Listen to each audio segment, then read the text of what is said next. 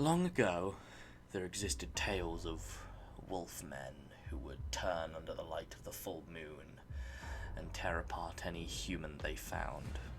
Fortunately, there was an easy fix for this. Simply chain the being down every full moon. Little did the people know.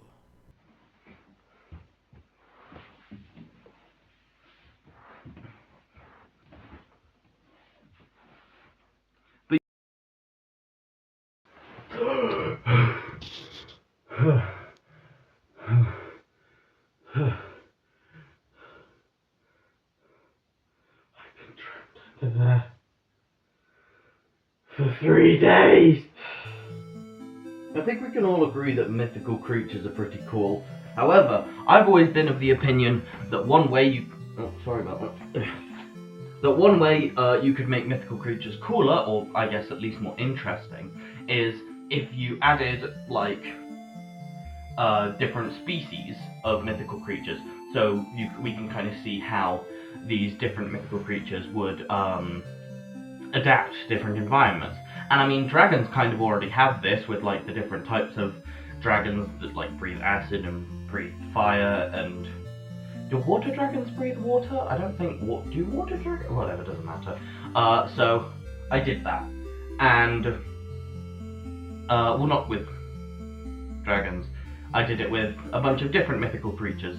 For example, So I wanted to start off with a bit of an easier one to, kind of just demonstrate my idea. This is a griffin, but instead of, like, I don't know what eagle is normally on the head of a griffin, but now it's a harpy eagle, so it's got, like, the feathers sticking out, it's got, like, much larger claws, because harpy eagles have fucking giant claws, and that's about it. I mean, I like how it turned out. Wow, this is really just starting to turn into one of my Pokemon videos, but with a different skin, isn't it? Yeah, it's fine.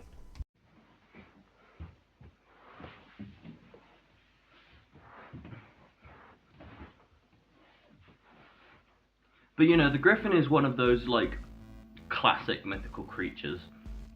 And plus, it's super easy to make different species of because of the different, because it's just two animals glued together, so you can just use different species of lion or eagle, even though technically lions only have two different species, but whatever. So, what about something more, I guess, versatile? I'm not sure if it's the phoenix. I'm not sure if these would count as alternate species, but whatever, I had fun with it. So, basically, I wanted, with the phoenix, obviously, its whole point is like death and rebirth and stuff. So I wanted to figure out how I could interpret it differently. Like, for example, it's reborn from ash. Okay, what if it's in a colder environment where it can't fully burn, or like colder or wetter environment where it can't burn up properly? Zombie phoenix. Behold, the eternal phoenix.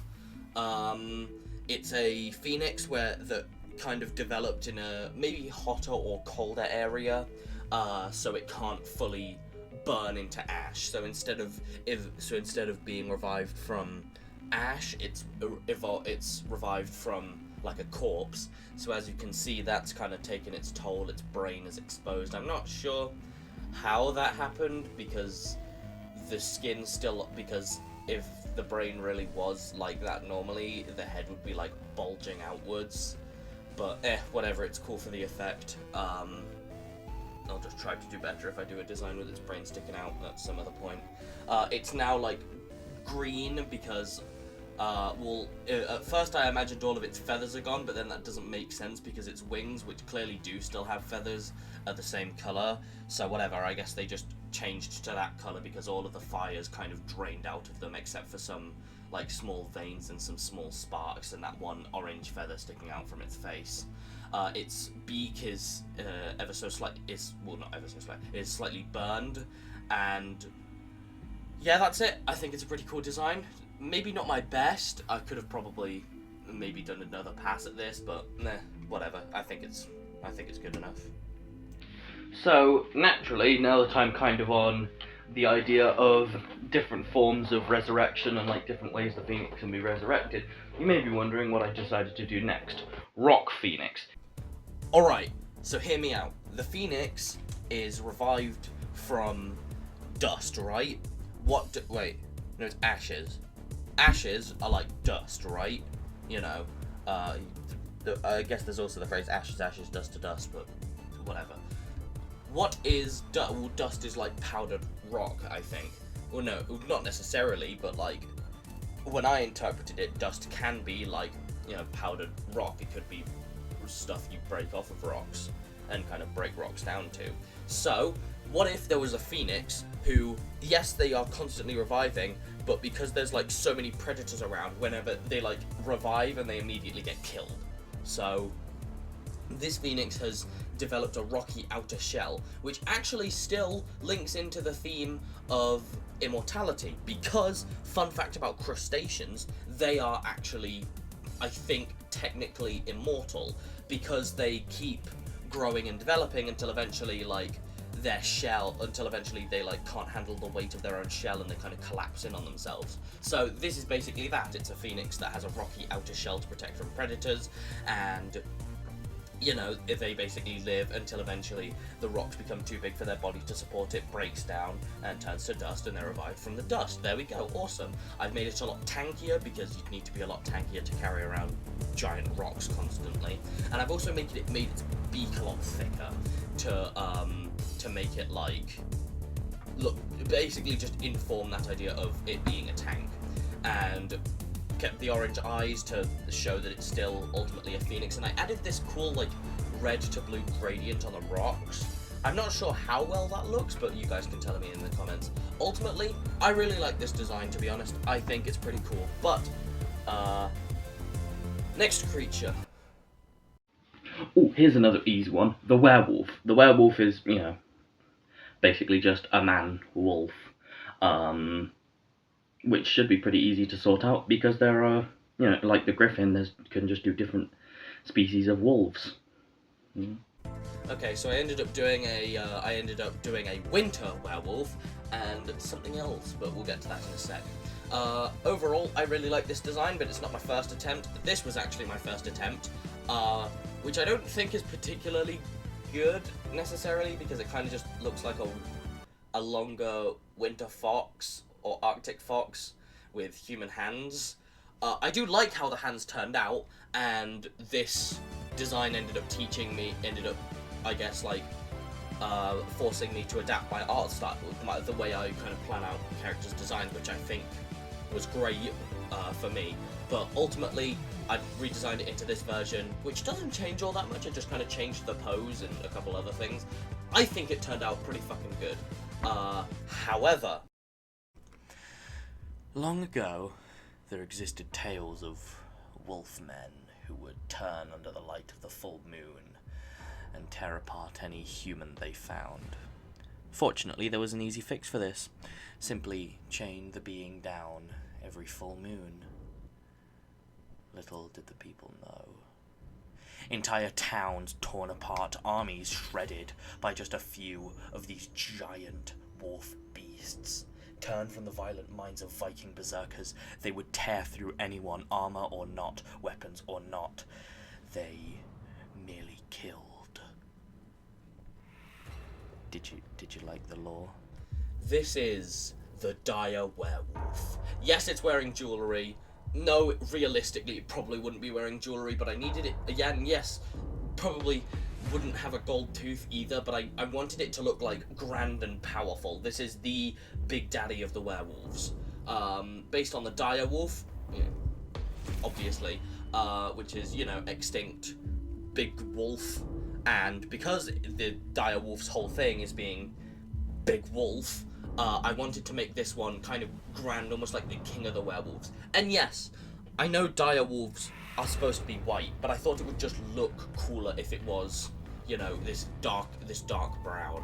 And ultimately, I'm kind of split on these two designs, because I think I prefer the color scheme, and I think I prefer, like, because there's elements I like from both of them, like the double braids to kind of hint at that kind of Viking inspiration on the original, I do quite like, and I do think, because I was originally going to add more braids to the second design, but then I forgot. So, I don't know. You guys decide which one you prefer in the comments. I think I prefer the second version. Yeah, I think I prefer the second version, but you guys decide in the comments. Anyway. Could cryptids be considered mythical creatures?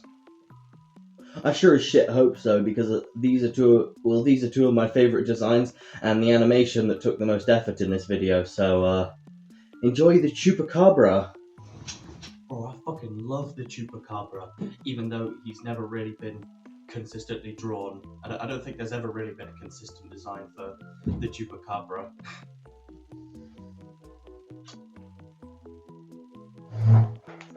Alright, so, fun fact, did you know that there is actually a breed? I think breed's a good word. A breed of lions where... Oh, okay, so basically a while ago a bunch of lions were like trapped by a flood on this island. The problem was the only thing they could hunt on this island was... I think it was bison. I could be wrong, but I'm pretty sure it was you know, one of the giant cow things, basically. So, suffice to say, only eating something that is incredibly strong and hard to kill, which is also full of protein, made these lions buff as shit.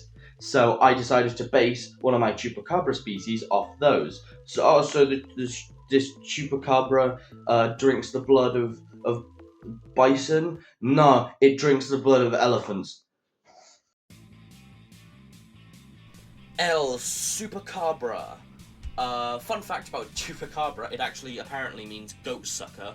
So if anyone knows what elephant sucker would be in, I think, I don't want to say anything because I'm gonna be wrong either way. But in whatever language Chupacabra is from, if anyone knows what elephant sucker is, that would be great because this guy sucks elephant. Pause. But yeah, basically, I thought, well, the whole thing with the lions is that they kill a massive predator and they end up, you know, becoming really strong. How do I exaggerate that to the max? Because the whole point with mythical creatures is that they're exaggerated. So how do I exaggerate that to the max? I know, I'll have this thing take out the largest land animal ever. Well, not ever, but like the largest land animal currently alive.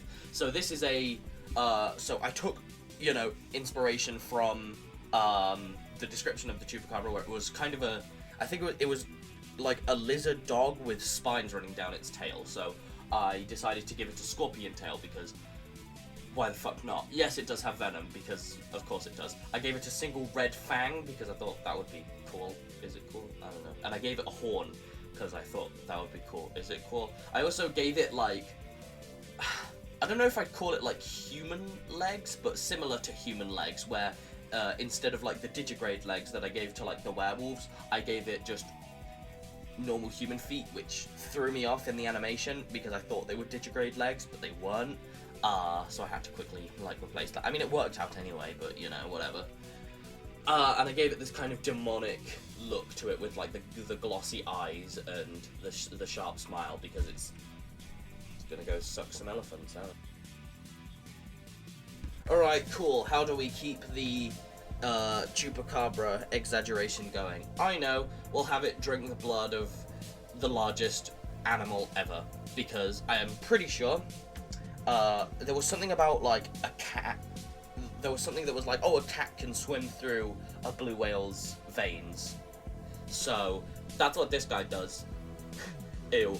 I turned two of its spines in larger because I wanted it to seem like the spines had adapted to be almost like fins, because this thing's semi-aquatic, it's still a Chupacabra. If it was fully aquatic, then it probably wouldn't be a bloody Chupacabra anymore, because that's not how that works. You fucking idiot. I mean, obviously, who would ever make a Chupacabra variant fully aquatic, because that doesn't make any sense. So anyway, I gave it this lengthened snout to be almost like a dolphin. And like disjointed teeth just to make it look freaky. I turned it black because I think that would be good. I don't know. I don't really know of any like black sea creatures except the orca, so whatever. And the spines have now gone from a dark green to a lighter kind of turquoise, you know, ocean theme. And this thing is a lot smaller than it looks, to the point where it will, you know, go into blue whale's veins, I guess, and suck the blood. You have to admit, if a creature wanted blood, they would like naturally go, and they weren't like picky on which specific blood. They would go for, you know, the creature with the biggest veins/arteries, right? I mean, that just makes sense.